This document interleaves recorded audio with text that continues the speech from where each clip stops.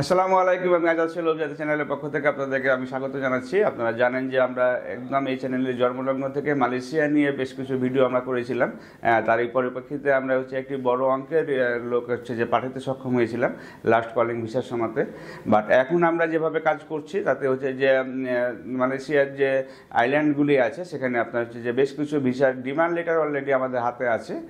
পাশাপাশি যারা যে কলিংয়ের জন্য অপেক্ষা করছিলেন তাদের জন্য সুখবর যে অলরেডি বাংলাদেশ গভর্নমেন্টের পক্ষ থেকে ডিক্লারেশন হয়েছে যে মালয়েশিয়ার শ্রমবাজার উন্মুক্ত হয়েছে এবং আমাদের যে শ্রম উপদেষ্টা আছেন উনি যে মালয়েশিয়াতে অবস্থান করছেন এবং সেখানে গিয়ে এই কাজগুলি কমপ্লিট হয়ে যাবে। সুতরাং যারা খুবই কম সময়ের ভিতরে এখন মালয়েশিয়া যাওয়ার প্রস্তুতি নিতে পারেন এবং যদি আপনি সাবা সারোয়ারের কাজগুলো করেন সেক্ষেত্রে আপনার যেটি হবে যে যারা ওয়েল্ডিংয়ের কাজ জানেন বা কনস্ট্রাকশন লেবার হিসাবে কাজ করতে চান তারা যে ইমিডিয়েটলি 1-2 মাসের ভিতরে চলে যেতে পারবেন।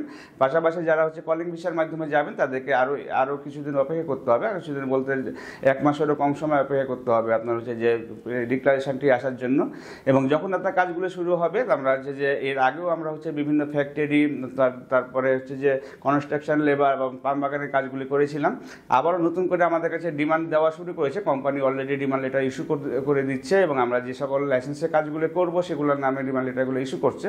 এবং এখন যদি আপনারা কেউ সাবা সারোয়ারের জন্য কোনো মানুষের ফাইল জমা দেন সেক্ষেত্রে আপনার নর্মাল মেডিকেল করেই যেতে পারবেন, কারণ আপনাদের গতবারের মতো যে FWCM এর যে প্রসেসটি ছিল সেটি এখন ইনভ্যালিড করা হয়েছে এবং আপনারা নর্মাল নিয়মে যেতে পারবেন এবং যে কোনো লাইসেন্সের মাধ্যমে যেতে পারবেন। সুতরাং যে মালয়েশিয়াতে যাওয়ার যাদের ইচ্ছা আছে এখনও যারা আগ্রহ প্রকাশ করেন তারা আমাদের স্কুলে দেখানো নাম্বারগুলোতে ফোন দিতে পারেন অথবা আমাদের অফিসে এসে ভালোভাবে জেনে নিয়ে আপনারা কাজটি সমাধান করতে পারেন। ভালো থাকবেন, সুস্থ থাকবেন। আল্লাহ হাফেজ। আসসালামু আলাইকুম।